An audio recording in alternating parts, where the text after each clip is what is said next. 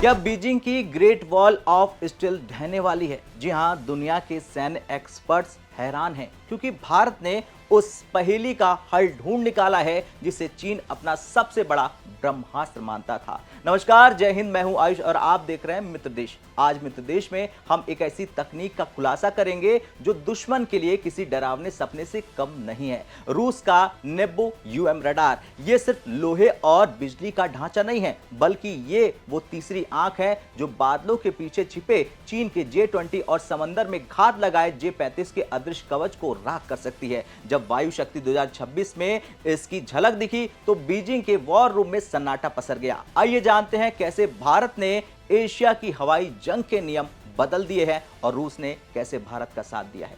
दरअसल चीन ने पिछले एक दशक में अपनी वायुसेना को पूरी तरह से बदल दिया है। उसका J-20 माइटी ड्रैगन अब केवल एक प्रोटोटाइप नहीं बल्कि एक हकीकत है जो लद्दाख से लेकर अरुणाचल तक भारतीय सीमाओं के करीब मंडरा रहा है। चीन का दावा है कि यह विमान किसी भी रडार की पकड़ में नहीं आता है, लेकिन खतरा यहीं खत्म नहीं होता है। चीन अब अपने विमान वाहक पोतों के लिए J-35 को तैयार कर रहा है। अब जरा कल्पना कीजिए, हिंद महासागर के बीचों बीच में एक ऐसा विमान उड़ान भर रहा है जो हमारे रडार पर दिखाई ही ना दे। साथ ही पाकिस्तान की नजरें भी चीन के इसी J-35 पर टिकी है। यानी भारत के सामने टू फ्रंट स्टेल्थ वॉर का खतरा खड़ा हो चुका है।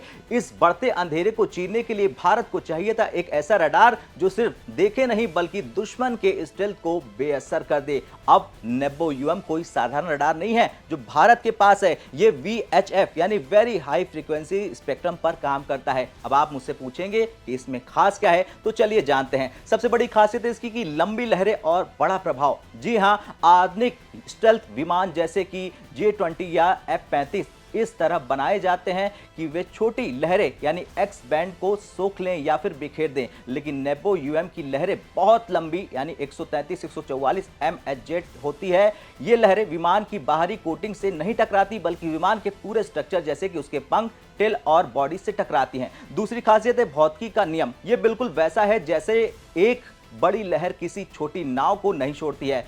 VHF रडार के लिए स्टेल्थ विमान किसी भी साधारण विमान की तरह साफ दिखाई देते हैं। रूस की अल्माज आंते कंपनी ने इसे बनाया ही इसलिए था ताकि पश्चिमी देशों के स्टेल्थ विमानों का मुकाबला किया जा सके और अब भारत इसका इस्तेमाल चीन के खिलाफ कर रहा है। बता दें, नेबो यूएम की ताकत इसके नंबर्स में छिपी है। ये रडार 600 किलोमीटर तक के दायरे में साधारण विमानों, क्रूज मिसाइलों और यहां तक कि बैलिस्टिक मिसाइलों को ट्रैक कर सकता है। सबसे चौंकाने वाली बात यह है कि ये 250 से 300 किलोमीटर की दूरी पर ही चीनी J-20 जैसे विमानों को पहचान लेता है। इसका मतलब है कि दुश्मन के हमला करने से बहुत पहले ही भारत के पास जवाबी कार्रवाई का समय होगा। ये रडार मैक 6.4 यानी ध्वनि गति से 6 गुना ज्यादा की रफ्तार से आने वाली मिसाइलों को भी ट्रैक कर सकता है। यानी ये हाइपरसोनिक युग के लिए भी तैयार है। नेबो यूएम अकेले काम नहीं करता, ये भारत के एरोस्पेस डिफेंस कमांड का एक महत्वपूर्ण हिस्सा है।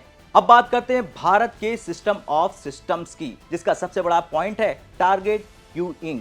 नेबो यूएम पहले दुश्मन को दूर से पकड़ता है, इसके बाद आता है डेटा ट्रांसफर। ये डेटा तुरंत S-400 ट्रायम्फ मिसाइल सिस्टम या हमारे रफाल फाइटर जेट को भेज दिया जाता है। इसके बाद आता है सटीक निशाना। चूंकि S-400 के पास अपनी मिसाइलें छोड़ने के लिए सटीक लोकेशन चाहिए, नेबो यूएम उसे वो अर्ली वार्निंग देता है जो जीत और हार के बीच का अंतर तय करती है। इसके अलावा भारत के स्वदेशी रडार नेत्रा और फॉल्कन के साथ मिलकर ये एक ऐसा डिजिटल जाल बुनता है जिससे ड्रैगन का बचना नामुमकिन है। आधुनिक युद्ध में रडार का सबसे बड़ा दुश्मन है एंटी रेडिएशन मिसाइल, लेकिन नेबो यूएम को पकड़ना मुश्किल है। ये बाज 6909 8x8 भारी ट्रकों पर सवार है। ये रडार कुछ ही मिनटों में तैनात हो सकता है और सिग्नल देने के तुरंत बाद अपनी जगह बदल सकता है। इस शूट एंड स्कूट तकनीक की वजह से चीन की मिसाइलें खाली जमीन पर गिरेंगी, जबकि हमारा रडार सुरक्षित दूसरी जगह से दुश्मन पर नजर रख रहा होगा। भारत द्वारा नेबो यूएम की तैनाती सिर्फ एक खरीद नहीं बल्कि ये एक रणनीतिक बयान भी है, यानी कि स्ट्रेटेजिक स्टेटमेंट। अब आपने ये सब तो समझ लिया, लेकिन दोस्तों अंतर्राष्ट्रीय राजनीति में एक पुरानी कहावत है, कोई भी देश न तो स्थायी दोस्त होता है और न ही स्थायी दुश्मन, केवल हित ही स्थायी होते हैं। लेकिन भारत और रूस के रिश्तों में इस परिभाषा को कई बार चुनौती दी गई है। दशकों से बदलते वैश्विक समीकरणों, शीत युद्ध के उतार चढ़ाव और हालिया भू राजनीतिक उथल पुथल के बावजूद दिल्ली और मॉस्को के बीच का पुल आज भी अडिग खड़ा है। भारत और रूस यानी तत्कालीन सोवियत संघ की दोस्ती की सबसे मजबूत आधारशिला 1971 के बांग्लादेश मुक्ति संग्राम के दौरान रखी गई थी, जब भारत एक तरफ पाकिस्तान से जंग लड़ रहा था और दूसरी तरफ अमेरिका और ब्रिटेन जैसे पश्चिमी देशों के दबाव का सामना कर रहा था।